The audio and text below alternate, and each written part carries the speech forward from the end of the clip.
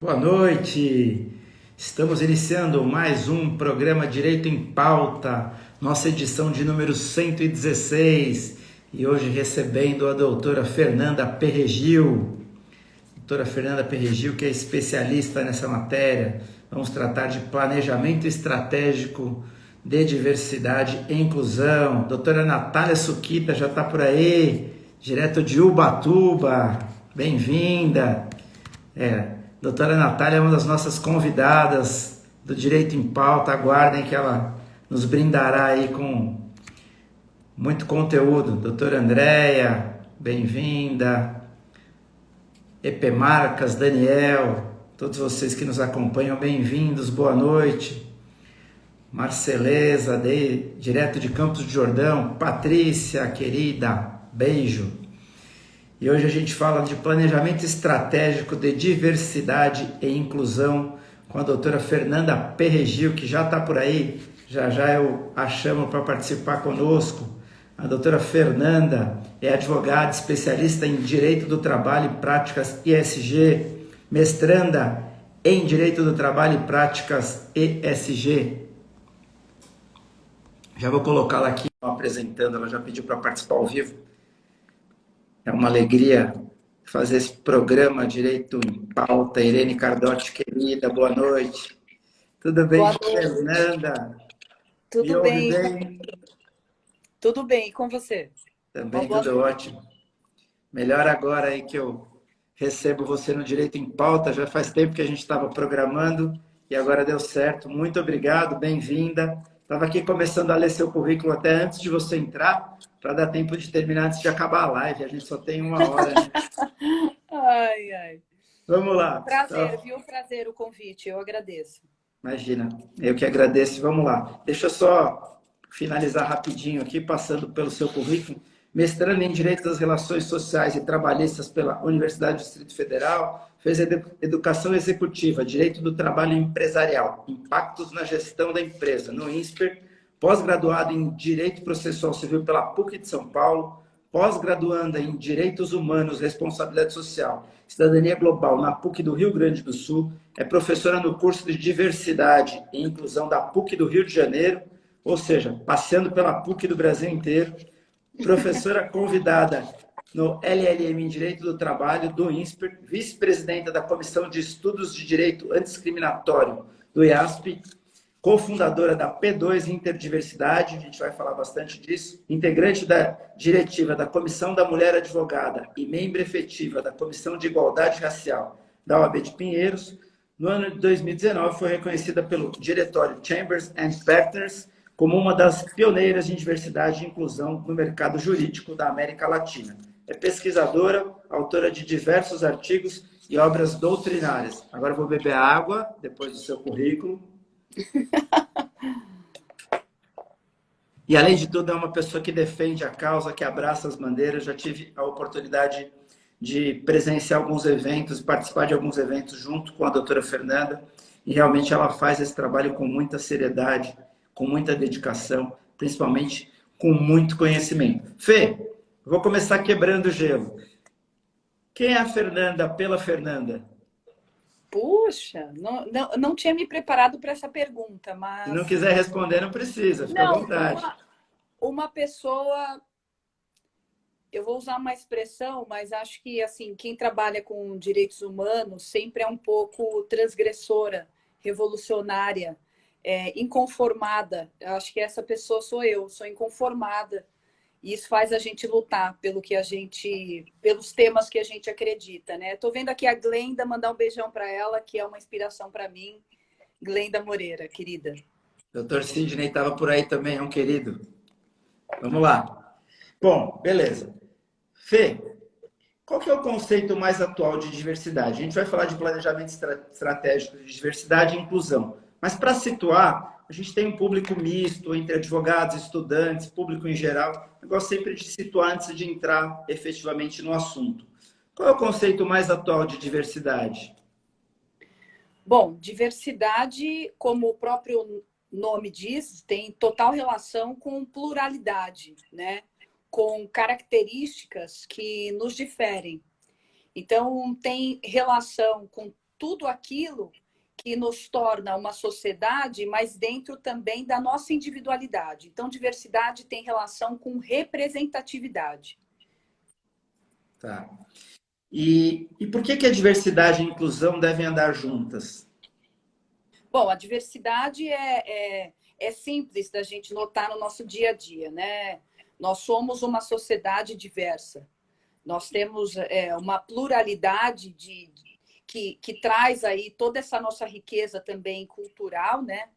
E a inclusão, ela é você refletir sobre isso dentro do panorama cultural, é o que você faz a partir disso, né? Como é que você integra esse tema no ambiente de trabalho? É reconhecer essas diferenças e abraçar essas pluralidades dentro do ambiente, criando espaços saudáveis e lidando com as nossas diferenças, sempre no sentido de nos unir e trazer aí esse ambiente de inclusão. Então, é incluir toda essa diversidade nesses espaços.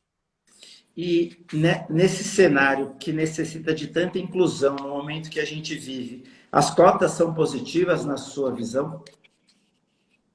Se as pautas são As positivas, cotas, as cotas. super, super. Constantino, na verdade, não dá para falar de diversidade e inclusão sem falar de cotas.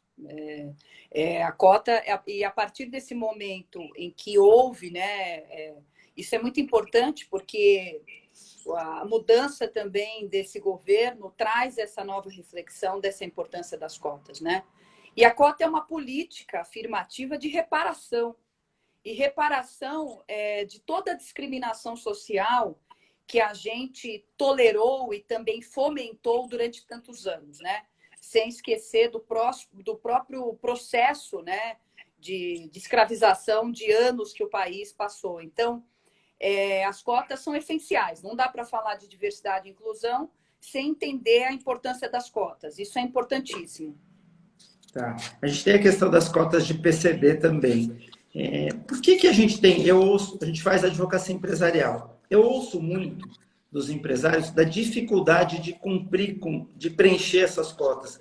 Essa dificuldade, ela existe mesmo? E se ela existe, por quê, Fê? Ou ela é mais uma das muletas que o empresariado usa para não cumprir? Bom, existe uma dificuldade também pela falta de buscar nos lugares certos. Eu acho que isso é um ponto importante, né? A gente fala que não encontra, mas, de fato, onde nós estamos tentando captar esse capital humano, né? A gente precisa ter política afirmativa, é exatamente algo bem específico, né? E aí, citando o exemplo da Magazine Luiza, que fez um programa, Magazine Luiza, que fez um programa de trainee específico. Então, é uma política afirmativa. Então, nós temos também uma dificuldade de acesso, né? Hoje a gente tem uma população de universitários que, graças à cota, conseguiu ali superar algumas barreiras, e a gente tem pessoas negras de forma muito representativa nas universidades, mas o que a gente vê é que ainda não há essa mesma representatividade no mercado de trabalho. E aqui a gente deve olhar também para os escritórios de advocacia. Essa representatividade ainda não alcança os escritórios de advocacia. Então, vale uma reflexão se, de fato, a nossa busca por essas pessoas, né, por esses talentos, se a gente tem feito da forma correta. Eu acho que essa é a primeira reflexão. Perfeito. E atualmente, qual que é o cenário da diversidade e da inclusão? Que momento que a gente vive? Olha, primeiro que esse assunto, ele tomou uma dimensão enorme, né? Ele já vinha sendo tratado como algo importante, mas a pandemia deixou esse tema muito mais forte, até porque a gente passou a reavaliar os nossos valores, as nossas desigualdades sociais ficaram muito mais evidentes, né, com a pandemia. Então, acho que tudo isso deixou o tema sempre muito em evidência. Ele vai continuar em evidência. Principalmente porque a gente tem uma sociedade, um país extremamente desigual. Então, falar em igualdade no Brasil é algo ainda no panorama muito formal e não material. A gente não vê essa igualdade na prática, né? Então, a diversidade e inclusão ganhou espaço no ambiente corporativo e é muito importante que as políticas afirmativas elas não sejam só um papel do Estado, não é só o Estado que cria essas políticas afirmativas. Pensando em Constituição, porque a gente, como advogado, a gente sempre parte disso, né? A Constituição também fala da eficácia horizontal desses direitos fundamentais nas relações ali, né? Entre particulares, né? Iniciativa privada. Então, é importantíssima a participação do ambiente corporativo, dos empresários nesse tema, para a redução das desigualdades. Então, sim, o tema está em evidência, ele vai continuar. Só que a gente precisa, Constantino, tirar esse tema do aspecto de filantropia. A gente precisa aprofundar esse tema para deixar essa superficialidade, né? E entrar em outros temas importantes que precisam ser também tratados. Perfeito. Aproveitando esse gancho de partir para a prática, eu acho que sair do discurso, né? Porque o discurso fica sempre bonito, né? A prática, sair do discurso para a prática, tem um caminho longo e esse caminho nem sempre é percorrido por quem faz os discursos, né? Que usa como bandeira política ou qualquer outro tipo de bandeira. De onde surge a ideia de fundar a P2 Interdiversidade? O que ela faz? Isso. Na verdade, eu e a Luanda, né, que é minha sócia, a gente já tinha um trabalho muito importante pela OAB lá na Comissão da Diversidade Sexual. E esse trabalho começou a ganhar uma dimensão enorme. Um trabalho que foi feito ali com muito zelo. E a partir desse momento, em meados de 2019, a gente começa a ter uma necessidade de entrar no meio corporativo. A gente começou a ser convidada para falar desse assunto, muito também pelo trabalho que a gente fazia na Associação Brasileira de Mulheres LGBTIs, que é um advocacy estratégico para questões que envolvem também esses direitos humanos. Então, a gente trabalha muito esse tema pela associação, né? É um advocacy. E aí, essa necessidade também de trazer esse tema para as empresas de uma forma mais interseccional. A gente fala de interseccionalidade e a gente fala também de tratar o tema de diversidade dentro do panorama de classe, raça e gênero. Não dá para desmembrar esse assunto, né? A gente precisa entender a história social que a gente vem aí de tantos anos para entender o momento atual. Então, a P2 ela vem como uma consultoria de diversidade para implementar políticas e diversos outros cenários. É um trabalho customizado, porque eu entendo que cada empresa está em um patamar aí com relação ao tema de diversidade. Ou não teve nenhum contato com o assunto, ou não iniciou o assunto, ou tem interesse pelo assunto, ou já tem algum comitê de diversidade, mas enfrenta dificuldade para implementar medidas e fazer uma real mudança de cultura. Porque quando a gente fala de consultoria de diversidade, a gente está falando de mudança de cultura, né? Uma cultura inclusiva. E vai muito além de palestras, né? Vai muito além de um tema. Ele é um tema que não pode ser transitório. Então, você não inicia a diversidade hoje e amanhã, olha, já somos uma empresa diversa, está tudo bem. Não, é um tema contínuo, é um tema que passa por muitas camadas de discussão. Então, a P2 ela surge da junção dessas ideias minha e da Luanda, de trazer esse tema de uma forma também. Claro que a diversidade ela tem todo um panorama jurídico, mas a diversidade ela tem um aspecto social e de representatividade, que é onde a gente precisa trabalhar, né? Esses conceitos, esses vieses e tudo aquilo que envolve o tema. Tá. E aí vocês encontram para esse trabalho, além de todo o conhecimento, óbvio, que vocês adquiriram aí ao longo desse... Seu currículo mostra isso, né? De se interessar não só por esse assunto, mas por outras áreas do direito. A gente consegue dizer que hoje, no Brasil, a gente tem um conjunto legislativo adequado para tratar dos assuntos de diversidade e inclusão? Nossa legislação é suficiente, não é? Precária, precisamos mexer muito. Qual que é o cenário na questão legislativa? Olha, a gente não tem um cenário que eu poderia dizer totalmente tranquilo, seguro. Por quê? Primeiro, a gente tem uma garantia constitucional que nos dá muito embasamento. Então, normalmente, a gente não fala que houve uma conquista de direito. A gente fala que houve o reconhecimento de um direito que já existia, porém não era reconhecido. Mas a gente também tem uma legislação que a gente consegue utilizar para fazer valer esses direitos. Então, temos aí como exemplo a lei antirracista de 1989. Então, é um ano depois da Constituição. A gente tem a lei 9.029, que fala da vedação de discriminação, tanto na fase de processo seletivo, como durante o contrato e na rescisão. A gente tem a gente tem uma das legislações mais modernas do mundo com relação à proteção da mulher, né, contra a violência doméstica e familiar, que é a Lei Maria da Penha. Mas a grande questão é que, na prática, isso ainda precisa ser muito aprofundado. Eu vou te dar um exemplo específico das pessoas LGBTQIAP+, que é uma discussão que eu estava agora numa reunião anterior.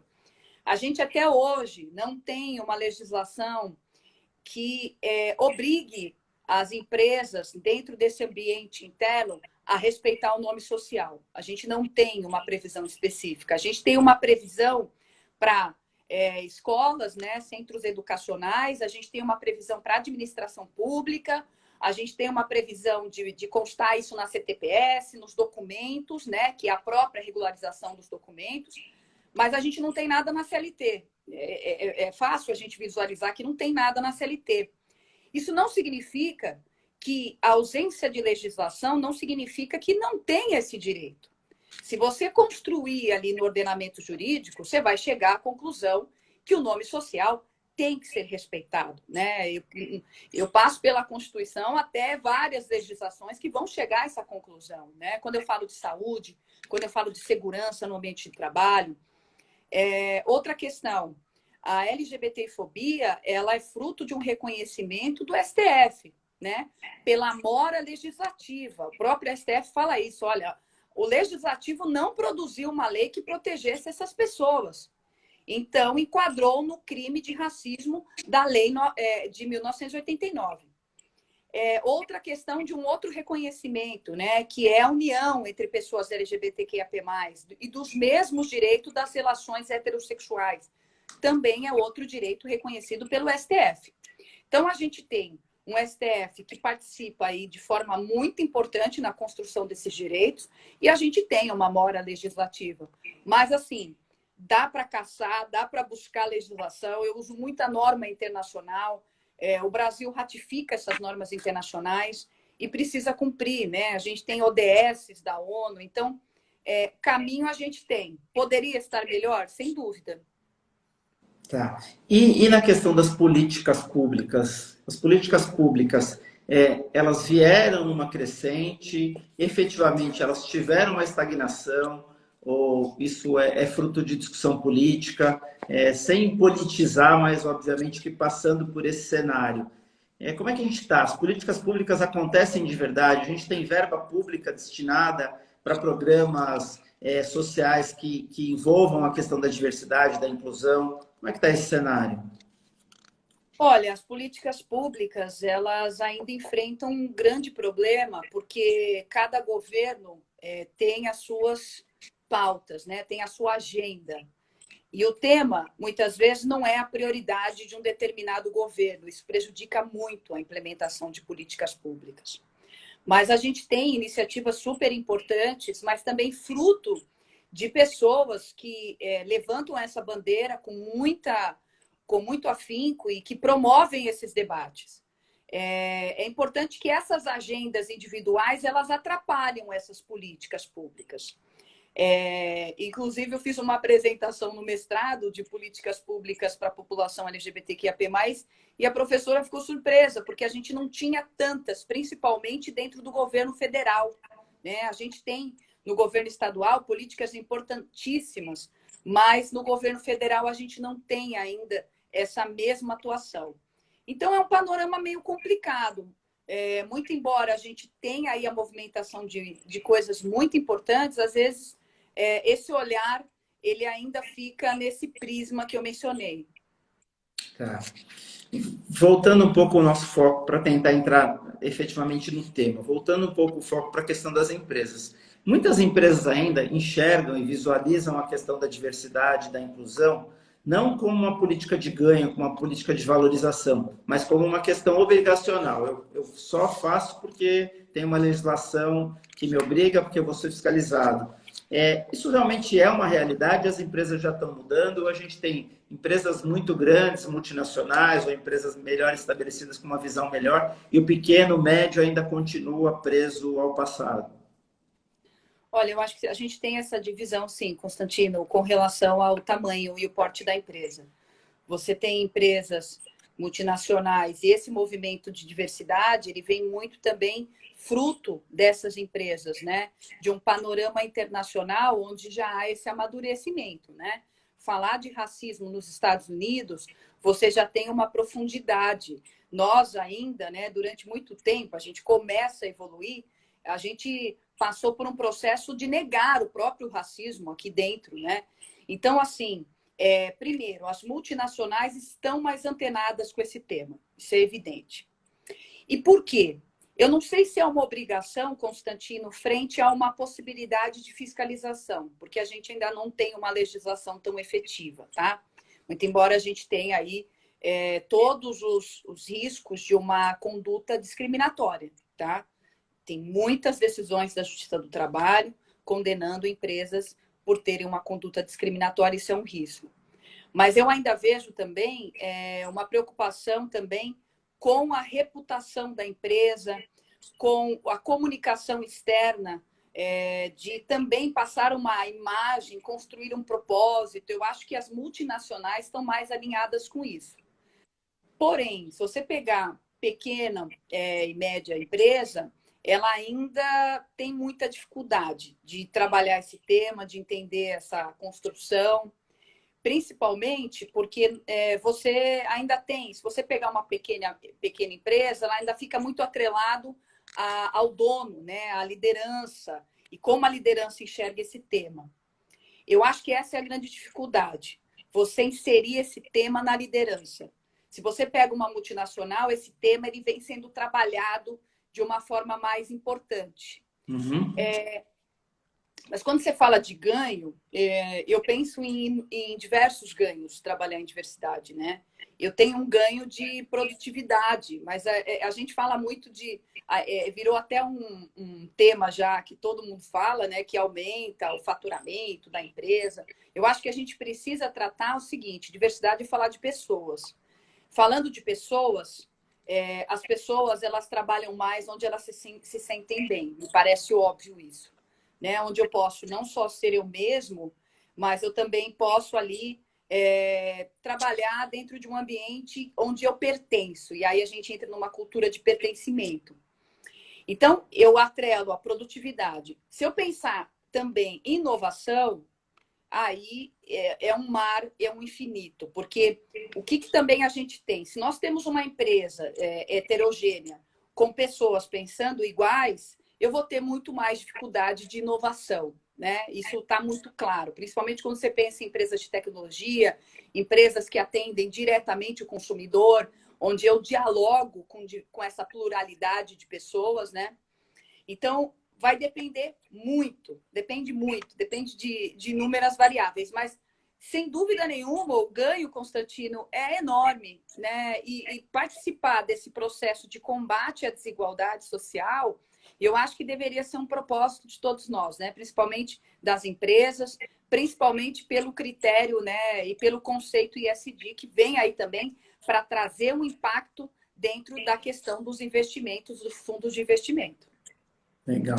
Tá, tem o Alessandro, tá dizendo que hoje tem muita empresa querendo cumprir a cota, mas estão oferecendo salários baixíssimos, poucos benefícios. E ele comentou anteriormente também que parece que ele trabalhou numa empresa em que falavam que o pessoal PCD não poderia ter reajuste, não poderia ter aumento do salário. Olha, isso é absurdo, né?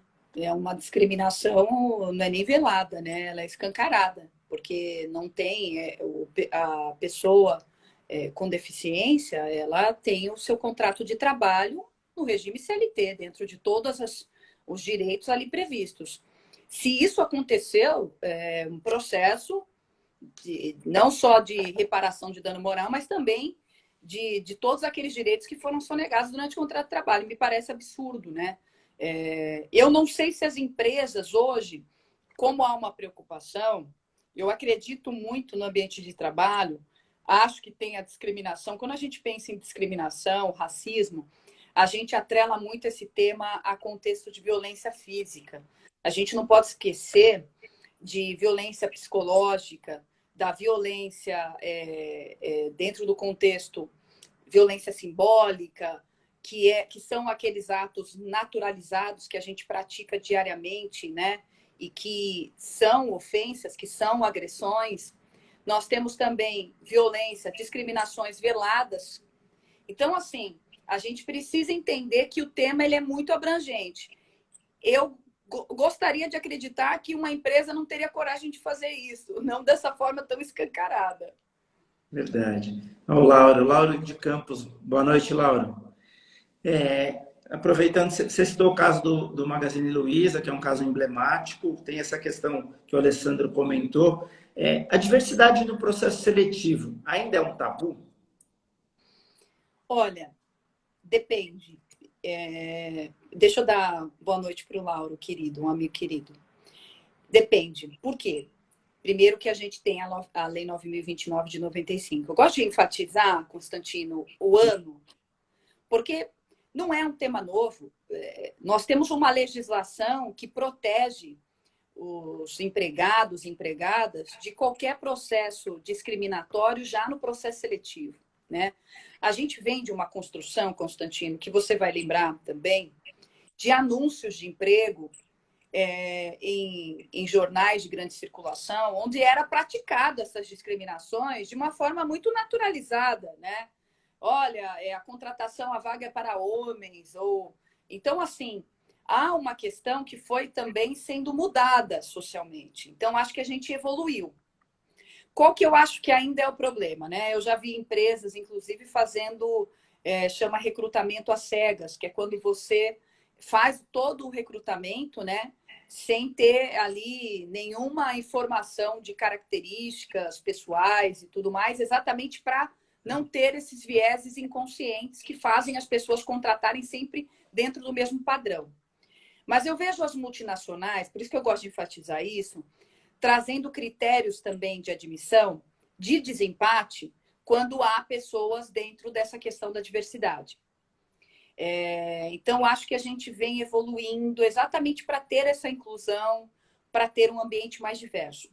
Mas é óbvio que a gente tem processos seletivos ainda discriminatórios, principalmente dentro dessa discriminação velada e desses vieses inconscientes que fazem toda ali a diferença para impactar no acesso dessas pessoas a essas vagas.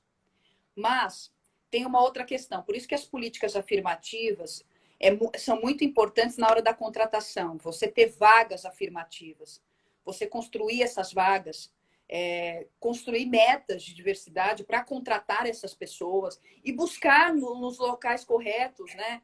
É muito interessante que existe uma questão de acesso, porque às vezes as pessoas elas não entendem também a importância dessas vagas afirmativas, mas a gente acaba se surpreendendo super, Constantino. Eu não sei qual foi a empresa que abriu, inclusive nesse programa de training da Magazine Luiza, a empresa ficou super assustada com o currículo e com a capacidade de qualificações, né, acadêmicas que esses candidatos tinham, até muito maior do que a vaga exigia. Então, você vê que há um problema de acesso, né? Essas pessoas são capacitadas academicamente também e, muitas vezes, não conseguem chegar a ocupar esses espaços. Então, algo precisa ser feito. Por isso que as vagas afirmativas são importantes. Tá. A questão, voltando ao exemplo do Magazine Luiza, essa questão do Magazine Luiza, ela gerou uma balbúrdia enorme, né? Muita gente falando isso, inclusive um processo e tal. Isso é falta, a gente precisa evoluir enquanto sociedade também passa por isso? Nossa, muito, né, Constantino? Foi muito triste, porque nós tivemos, verdade, isso que você mencionou é importante. Teve uma reclamação, né, junto ao MPT, foi uma denúncia no MPT, para dizer que essa vaga afirmativa, que esse programa de trainee, o processo seletivo, ele era discriminatório, né, falando de pessoas brancas.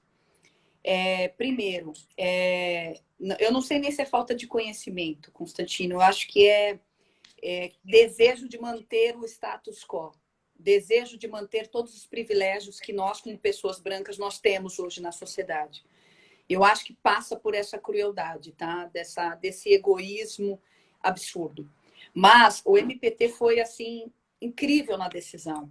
Primeiro que a gente precisa falar que não tem racismo inverso, a gente precisa sempre falar sobre isso, e é interessante que a gente costuma falar desses assuntos de uma forma até contínua e reiterada. Mas o MPT falou uma coisa muito interessante. Primeiro que esse processo seletivo do Magazine, ele está promovendo reparação histórica. Esse foi o primeiro ponto que o MPT falou.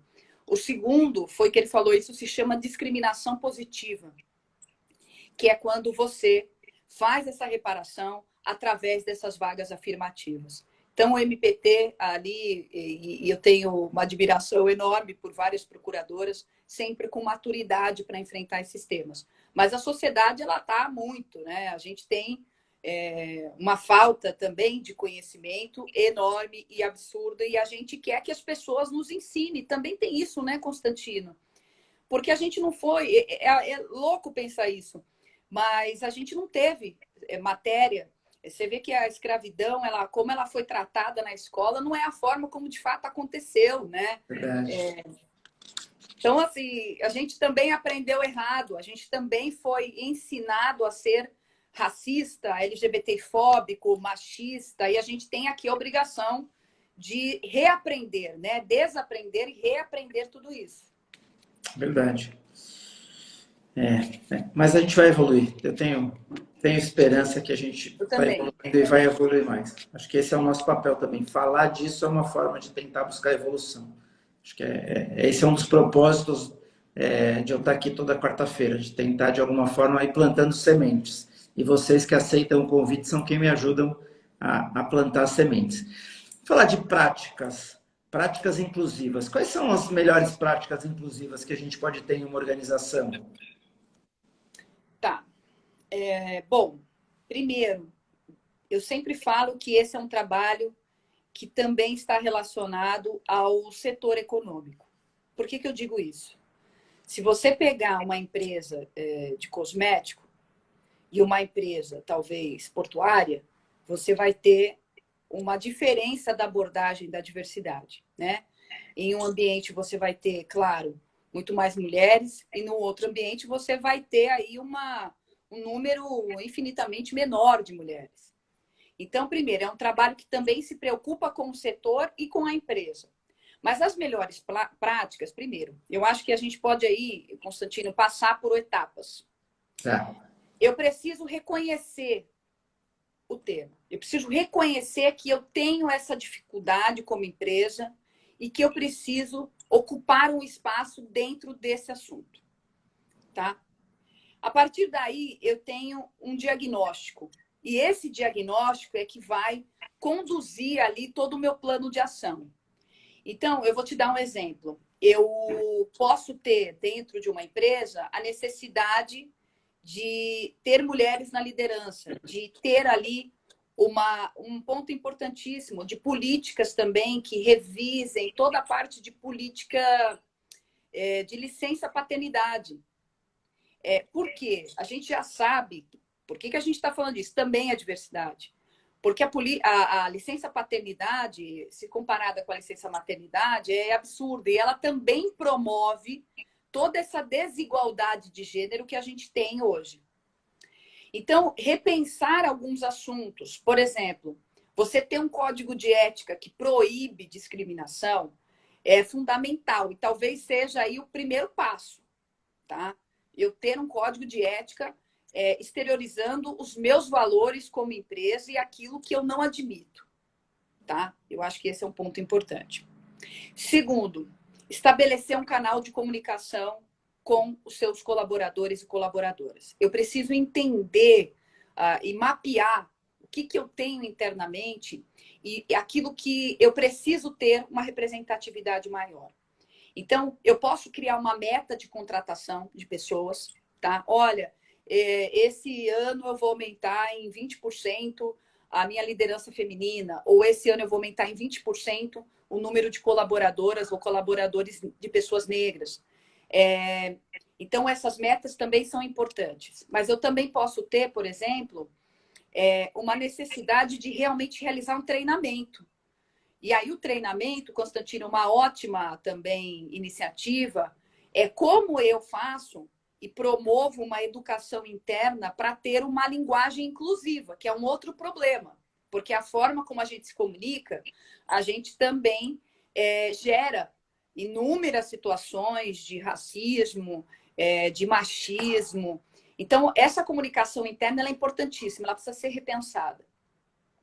Mas, assim, tem inúmeras situações, né? Eu vejo muitas empresas também abrindo ali grupos internos, né? Seja o nome de comitê, grupos, rodas de conversa, grupos de afinidade, isso também é importante, isso depende também de como a empresa quer trabalhar o tema.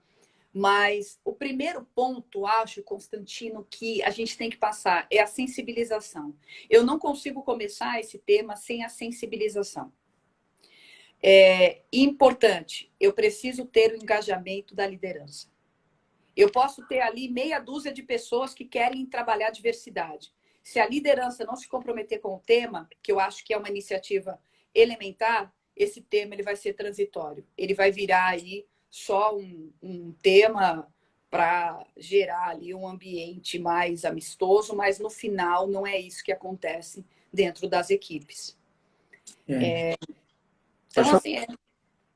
Pode falar, vamos. Não, Desculpa. não, pode falar, Constantino, pode falar. Não, tranquilo. Eu acho que a sensibilização é bem isso, né? É o que a Patrícia estava colocando aí, de ressignificar, né? Ressignificar, eu acho que é uma palavra forte, né? Você tem que ressignificar as atitudes, o pensamento, como você enxerga e como você trata essas questões. Acho que faz todo sentido.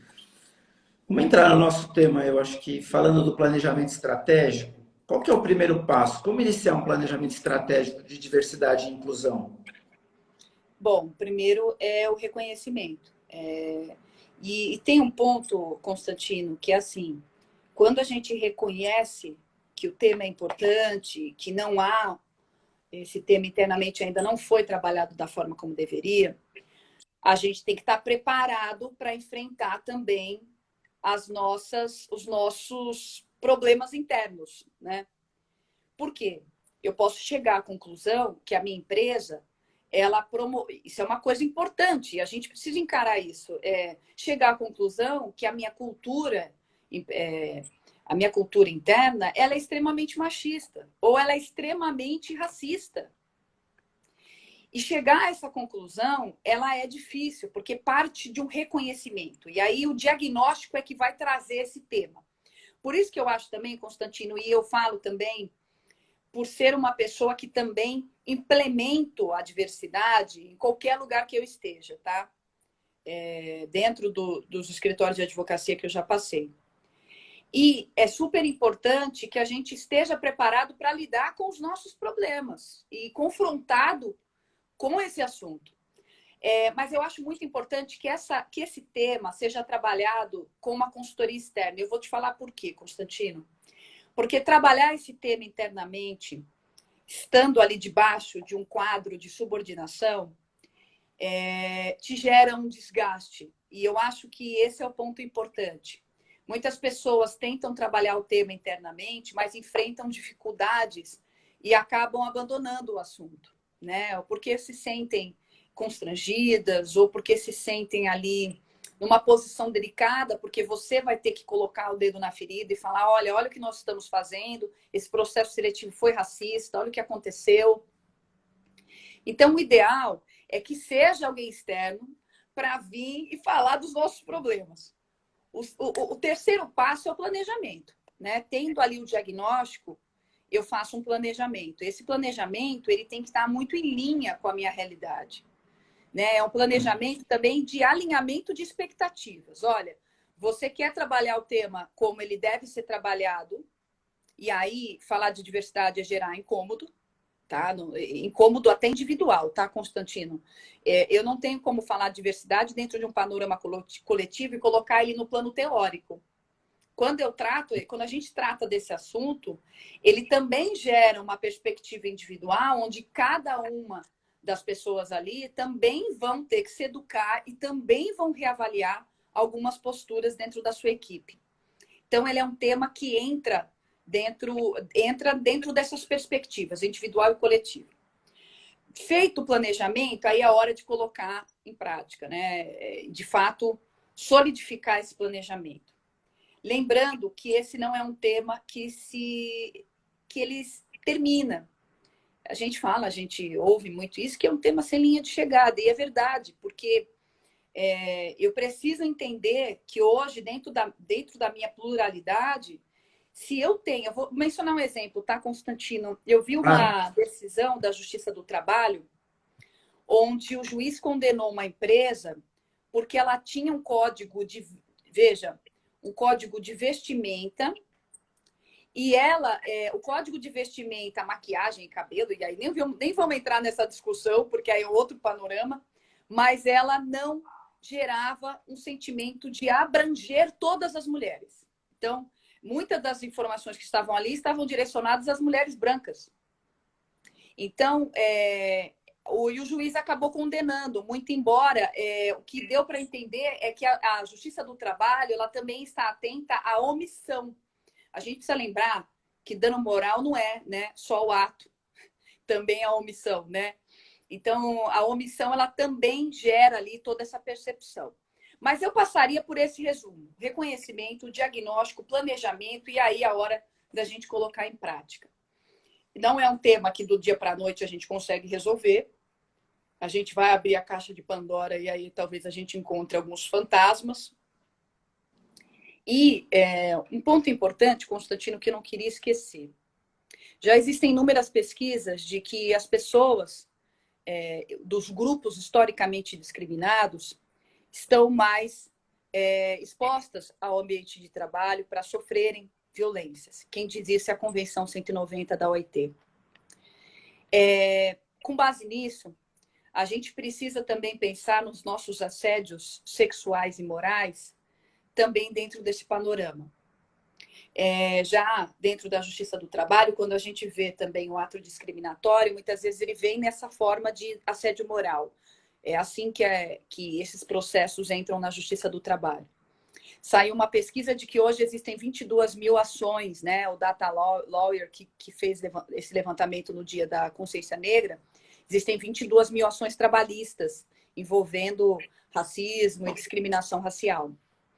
E São Paulo é o campeão de número de ações, né? O que deixa muito claro é que, assim, o assédio sexual e o assédio moral, ele também precisa ser visualizado dentro do tema da diversidade, né? As mulheres são as maiores vítimas de assédio, tá? Então, esse tema, ele precisa ser incorporado também. E aí, vale lembrar aquela lei nova, 14.457 de 2022. Não lembro também. Que trouxe a obrigação dos canais de denúncia, né? Então, assim, acho que a gente está no movimento, essa mesmo, 14.457, que determinou uma política realmente de combate ao assédio sexual. E por que eu estou falando isso? Porque assédio sexual e assédio moral também tem relação com discriminação. Então... E é tão grave, né? A gente tem pesquisas que pelo menos metade das mulheres já sofreu assédio sexual no ambiente de trabalho. E aí, se eu não me engano, os números, 15% delas pedem demissão, só 5% denunciam, e dos 5% que denunciam, se eu não me engano, 50% são demitidas. Alguma coisa nesse sentido. Eu não sei se não me lembro exatamente dos números, mas o panorama é mais ou menos esse, né? Esse é um dado atual mesmo. Eu vi esse dado, acho que ontem. Talvez esse número, Constantino, seja até maior, tá? Eu acho que a gente naturalizou tanto o assédio dentro de uma cultura de assédio no Brasil. Se a gente pensar na América Latina, a gente tem uma sexualização das mulheres, né, latinas, de uma forma muito evidente. Então, essa cultura do assédio ela foi naturalizada. É muito possível também que as mulheres não tenham identificado esse assédio.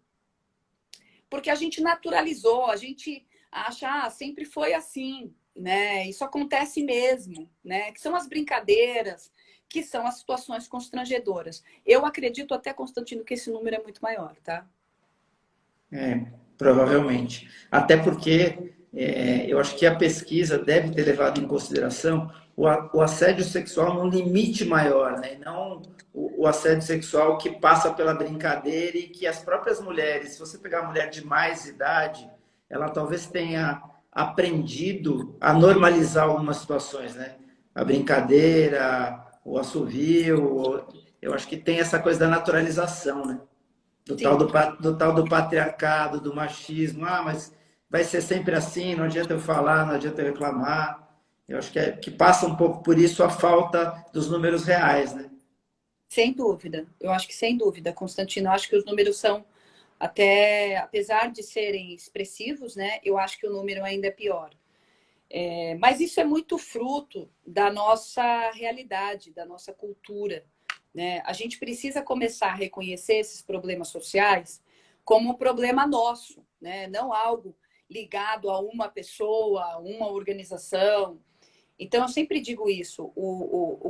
A grande questão é a gente entender que é um problema que também parte das nossas práticas internas, individuais, e de alguma forma combater isso no nosso dia a dia, né? De uma forma proativa, né? Uma forma positiva, não só falar, olha, eu não sou racista ou eu não sou machista. Nós somos porque a estrutura nos condicionou dessa forma, porque nós aprendemos dessa forma, porque existe uma estrutura que sempre foi criada em cima desses temas.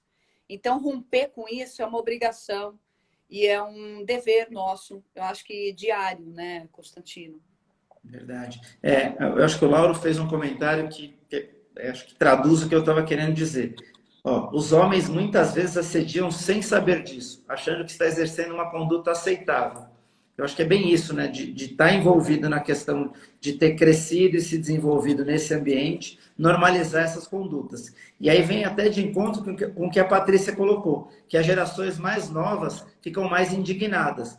E é bem verdade, né? Eu tenho, sei lá, uma filha de 25, um filho de 24, que eu aprendi muito com eles de brincadeiras que eu fazia, e eu não tenho nenhuma vergonha de falar disso, falo bastante disso, já falei disso com relação a posturas racistas que eu tinha, não tenho nenhuma vergonha, acho que a gente não tem que ter vergonha de aprender. E eles me ensinaram muita coisa. Pai, que brincadeira sem graça. Até hoje, por exemplo, eu preciso perder essa mania, mas eu tenho mania de chamar as pessoas de querida. E aí eu já falei com uma pessoa no telefone, querida, minha filha trabalha comigo, ela senta próxima, ela consegue me ver. Quando eu falei querida, automaticamente eu olhei para ela, ela olhou para mim e riu.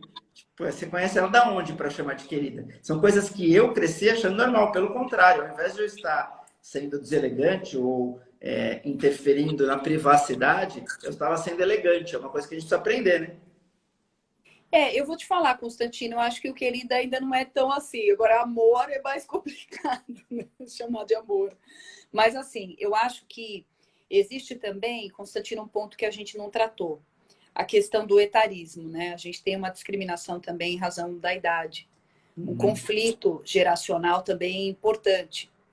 Mas eu acho que ainda algumas mudanças não ocorreram, Constantino, exatamente porque quem ocupa esses espaços ainda de liderança, de decisão, de tomada de decisão dentro das empresas, ainda compreendem aí essa parte geracional, onde esse tema não era levado a sério, né?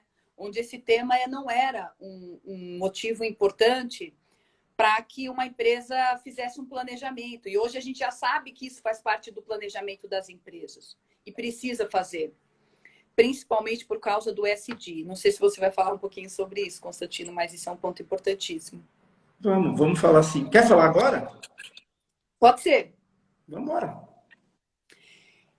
Tem uma coisa importante que eu queria falar, Constantino, é que teve uma audiência pública da B3, né, que é a antiga Bolsa de Valores, para ouvir as pessoas, empresa, pessoa física, para ouvir sobre a possibilidade, na verdade é uma norma que já vai entrar em vigor ano que vem, sobre a reserva de vagas em conselhos de administração e diretoria estatutária. Além disso, a B3, ela submeteu também nessa audiência que haveria uma política de remuneração variável com base em critérios ESG, tá?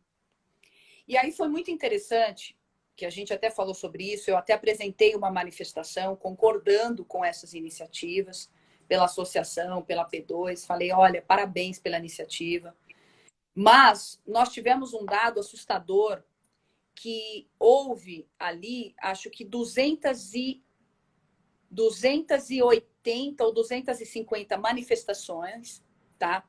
Sendo que 180 eram negativas. Caramba. E a maioria de pessoa física. Então, foi até assustador esse resultado para a própria B3, né? É uma norma que vai entrar em vigor ano que vem para as empresas de capital aberto.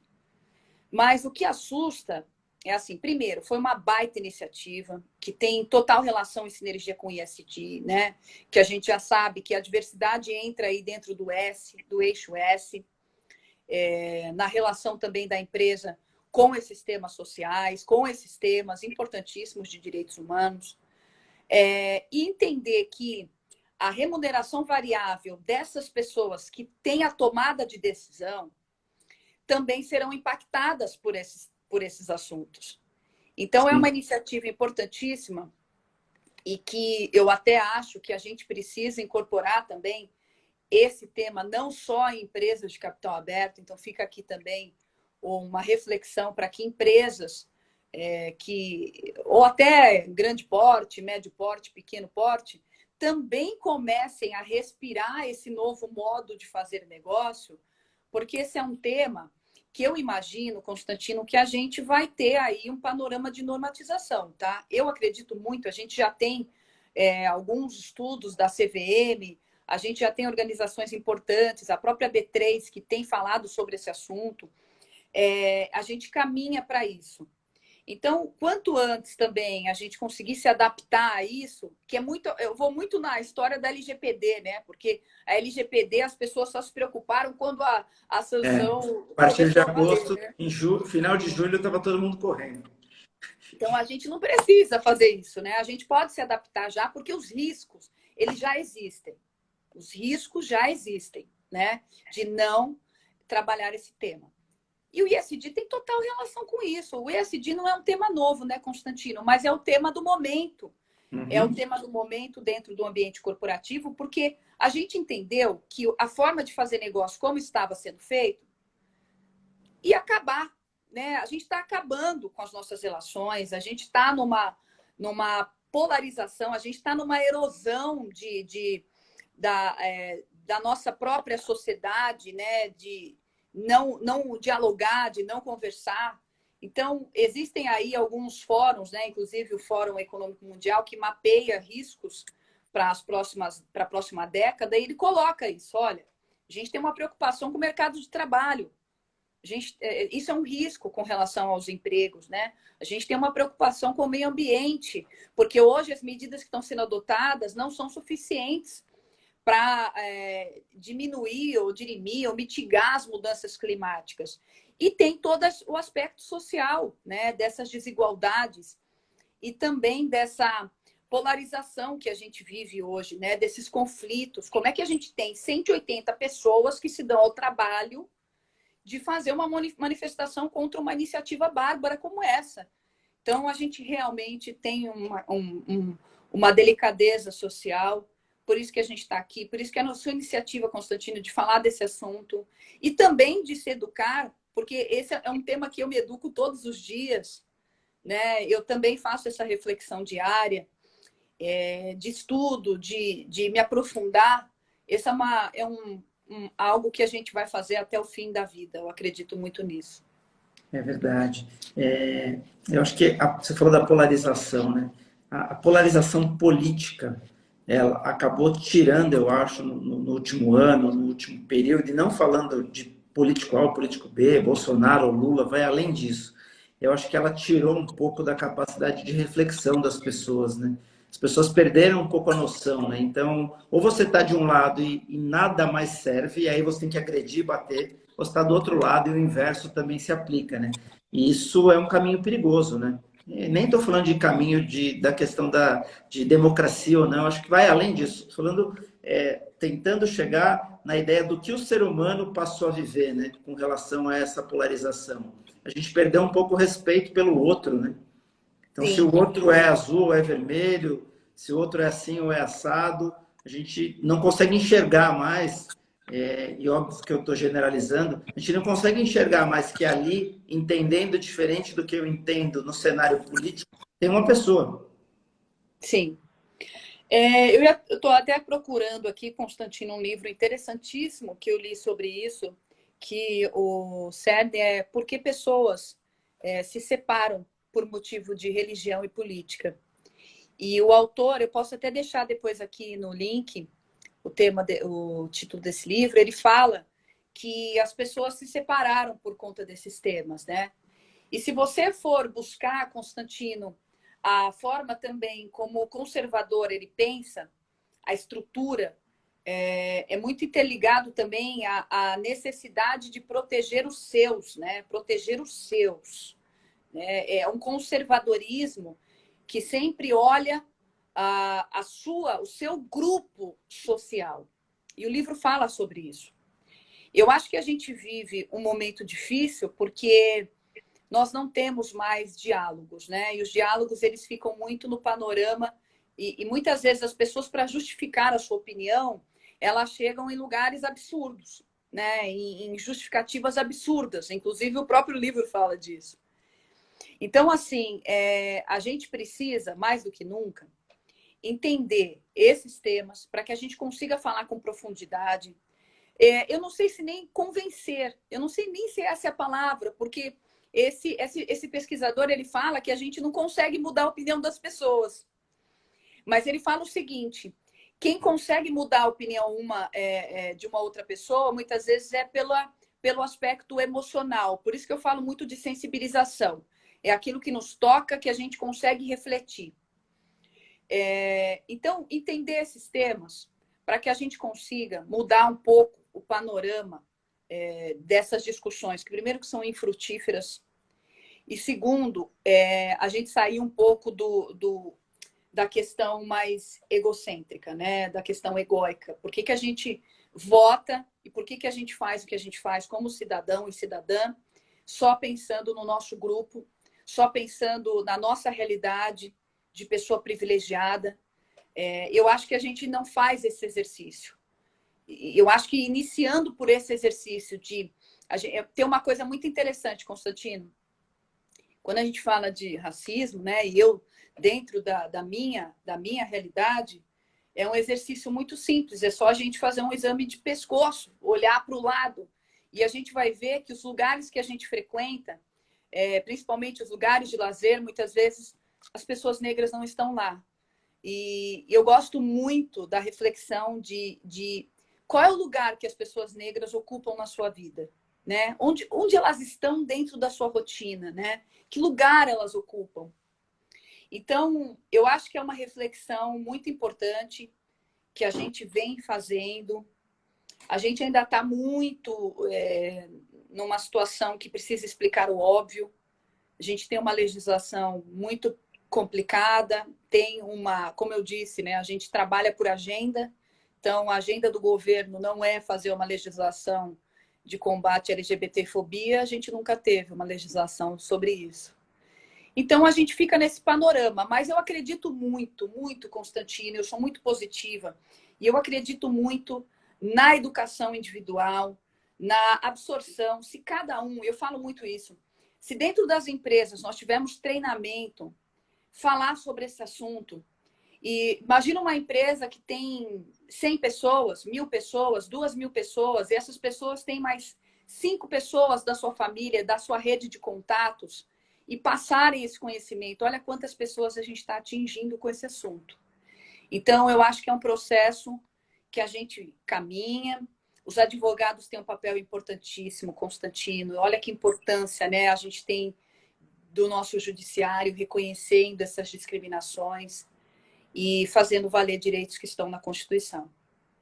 É verdade. O Alessandro está comentando que até na dança tem essa discriminação. Eu sei que ele está falando isso porque ele dançava balé, música clássica, e ele sofria essa discriminação. Então, quer dizer, até na dança, ele não pode ser um homem hétero e dançar. Sim, sem dúvida. Né? Ele é branco, hétero, homem e não poderia dançar. Ele dançou muito e sofreu muita discriminação. Sim, tem essa discriminação e é muito interessante que quando a lei, tanto a lei 9.029, né, ela fala, ela é um rol de discriminação que não é taxativo, né? Você pode ter uma discriminação, é muito interessante que tem a discriminação por opinião política, né, Constantino? Olha quantos processos nós tivemos por discriminação política, né? De você simplesmente ou tentar convencer os teus colaboradores a votar num político X, Y, como também não contratar pessoas que iriam votar num determinado político. Houve uma atuação muito importante do MPT nesse sentido, que a gente precisa reconhecer. Mas olha a que ponto a gente chega. É verdade. Fê, quais são as tendências de diversidades para o ano que vem?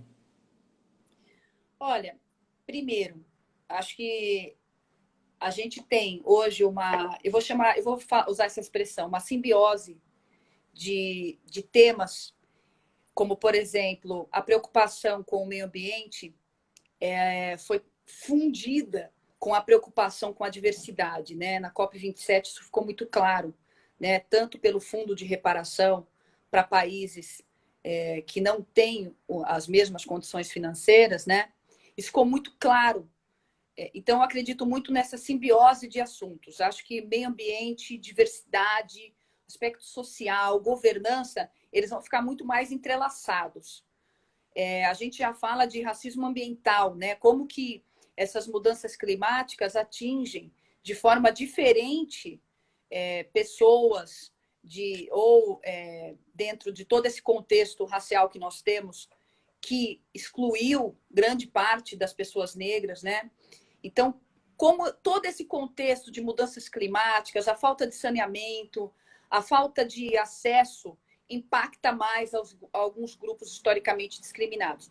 Então, acredito, sim, que cada vez mais a gente vai ter um tema sendo atrelado ao outro. A gente teve uma dificuldade muito grande porque a gente ficava sempre separando os temas. O ISD uniu esses 3 temas e eu vejo isso com muita expectativa também para a gente poder aprofundar.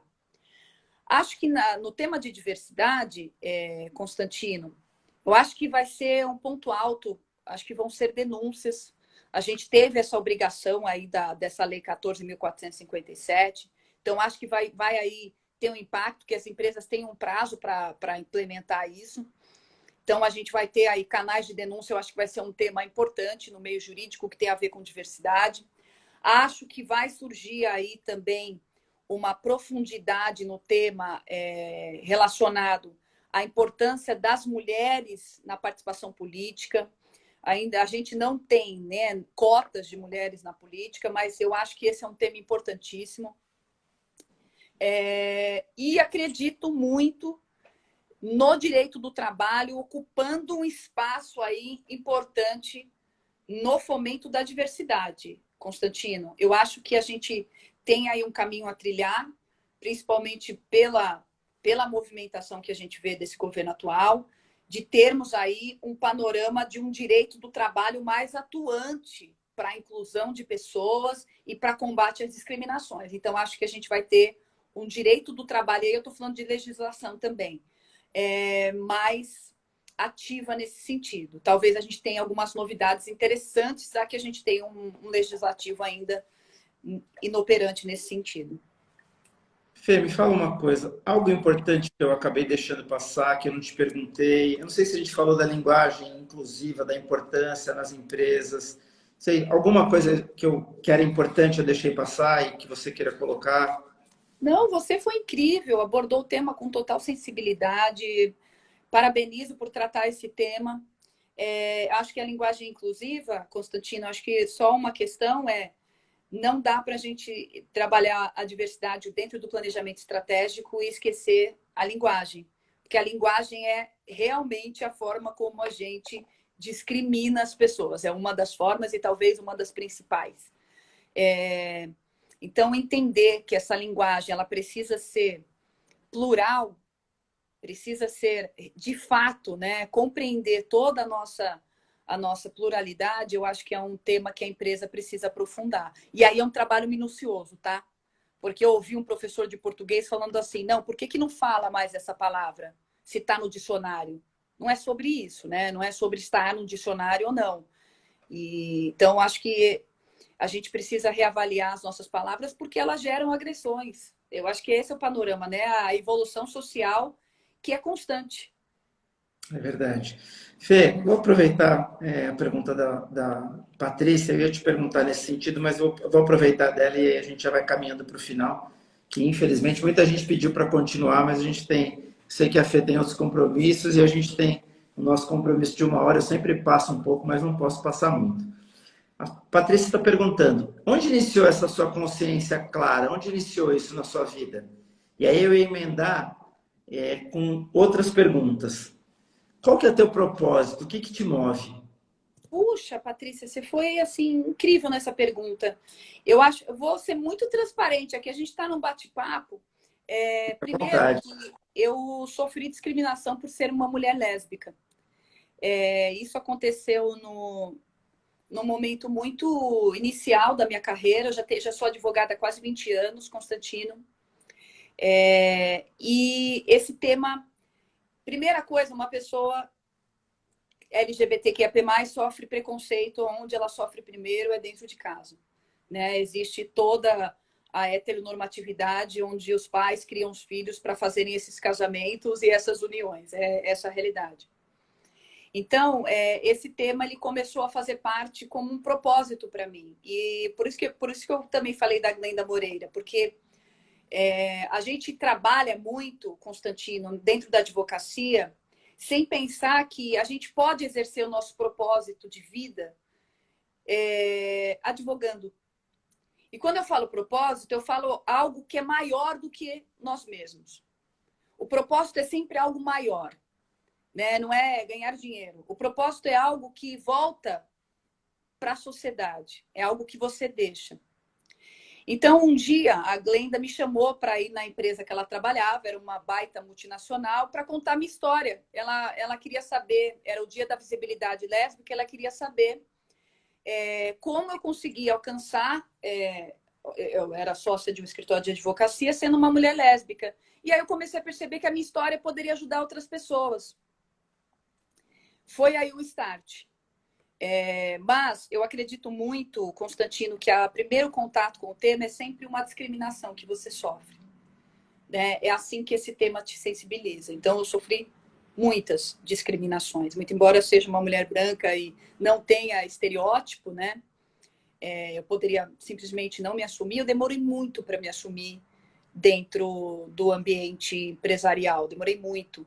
Fruto também desse receio, né, de sofrer represálias. Mas quando isso aconteceu, foi um despertar. E aí, eu acho que a Patrícia mencionou, acho que é muito importante. Quando você sofre uma discriminação, essa dor, você potencializar ela de alguma forma para que aquilo vire algo de positivo. Então, eu comecei a estudar e entender outras discriminações, né? E aí, esse assunto, quando você entra nesse assunto, Constantino, eu vou te falar, sua vida nunca mais é a mesma. Você nunca mais consegue pensar da mesma forma. Parece que você coloca um óculos e a vida você passa a enxergar dessa forma. E é isso. É mais ou menos nesse sentido. E tô aí. Faço um monte de coisa. Acredito muito na capacidade das pessoas de refletirem no assunto. Tem pessoas muito brilhantes fazendo um papel lindo. E é isso. Que gostoso ouvir. Obrigado por ter me brindado e brindado as pessoas que estão acompanhando a gente com essa história. Parabéns pela sua coragem. Portanto, que você está devolvendo para a sociedade. Tanto que você está devolvendo para as pessoas que sofrem discriminação. Eu tenho feito isso algumas vezes, Fê. Eu sempre dedico a live para alguém. Eu até ia dedicar a live de hoje, mas eu vou dedicar a live de hoje através de você, não para você, para não ficar sempre, sempre você dedica para quem está fazendo a live. Não é isso. Eu vou dedicar a live de hoje através de você para todas as pessoas que sofrem, que sofreram qualquer tipo de discriminação, com o meu respeito e com o meu pedido de desculpas por não sofrer discriminação, por ser branco, hétero, bem-sucedido, entre aspas. Então, eu acho que vai o meu pedido de desculpas em nome meu e de toda a minha família, dos meus filhos, do meu neto. E eu dedico a live através de você para todas as pessoas que sofrem, que estão sofrendo discriminação, e procurem ajuda, não sofram sozinhos, procurem ajuda, tem vários canais, tem várias redes de apoio, procurem ajuda e tem muita gente para ajudar. A Fernanda está aí, uma profissional muito bem sucedida, tem uma empresa muito bem colocada no mercado e coloca as coisas com tanta clareza, então que a gente tenha mais Fernandas no mundo. Fernanda é o nome da minha filha, inclusive. Minha filha Ai, que legal. que a gente tenha muito mais Fernandas.